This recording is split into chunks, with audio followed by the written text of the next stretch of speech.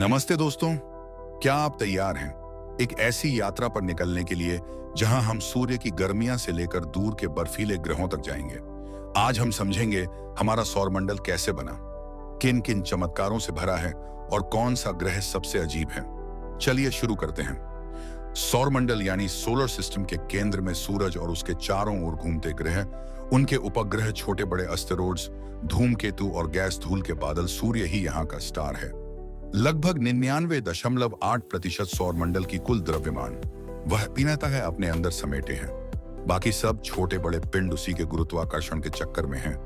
हमारे सौरमंडल का दिल सूरज, यह एक मध्यम आकार का तार है। सूरज की सतह लगभग 5500 डिग्री सेल्सियस गर्म है और अंदर नाभिकीय संलयन में हाइड्रोजन हीलियम में बदलता है, जिससे प्रकाश और ऊर्जा उत्पन्न होती है। बिना सूरज के जीवन संभव नहीं है।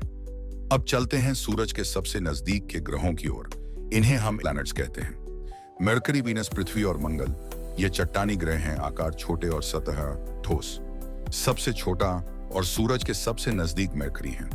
यहाँ दिन और रात का तापमान बहुत चरम, दिन में बहुत गर्म, रात में बहुत ठंडा। मरकरी का वायुमंडल लगभग नगण्य है। इसके बाद आता है वीनस, जिसे अक्सर पृथ्वी की बहन कहा जाता है। आकार में करीब पृथ्वी के समान, लेकिन यहाँ का वातावरण घना और सल्फ्यूरिक एसिड से भरा है। यहाँ ग्रीन हाउस प्रभाव बहुत ज्यादा, सतह का तापमान लगभग 460 डिग्री सेल्सियस है।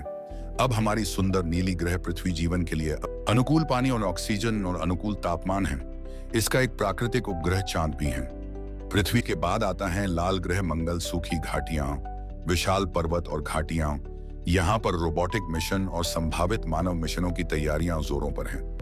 मंगल और बृहस्पति के बीच फैला हुआ है एस्टेरॉयड बेल्ट।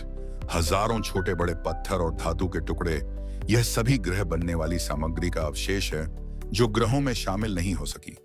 अब आते हैं हमारे सौरमंडल के विशाल सदस्यों की ओर। गैस आइस जायंट्स, ये ग्रह बहुत बड़े हैं, ज्यादातर गैस और गैस के ऊपर मेटल या ध्रुवीय आइस स्ट्रक्चर। सौरमंडल का सबसे बड़ा ग्रह बृहस्पति, इसका ग्रेट रेड स्पॉट एक विशाल तूफान है जो सैकड़ों सालों से जारी है।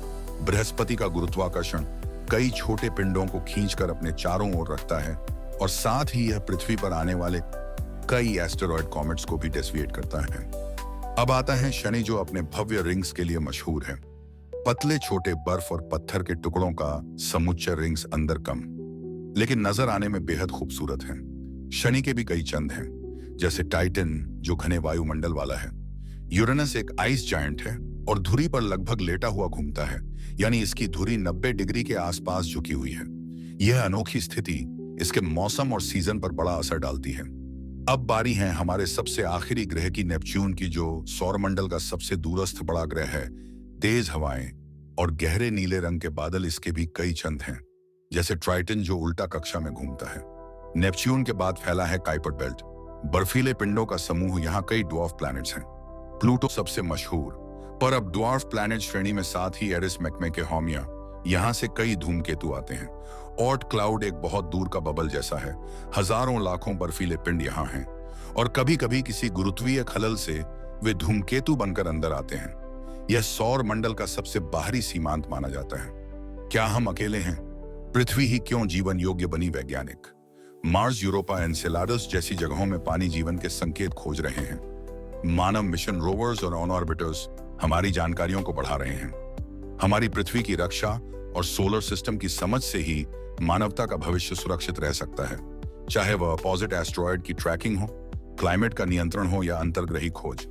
आने वाले वर्षों में मानव मंगल पर कदम रखने की तैयारी है, लेकिन उससे पहले बहुत से तकनीकी और सामाजिक सवालों का हल चाहिए। तो दोस्तों, यह थी हमारी छोटी सी यात्रा सौरमंडल की। अगर आपको यह वीडियो पसंद आया हो तो लाइक, सब्सक्राइब और कमेंट करना ना भूलें। बताइए किस ग्रह के बारे में आप और वीडियोज चाहते हैं। अगली बार हम किसी एक ग्रह पर गहराई में जा सकते हैं। बताइए कौन सा। धन्यवाद और अगले वीडियो में मिलते हैं। नमस्ते।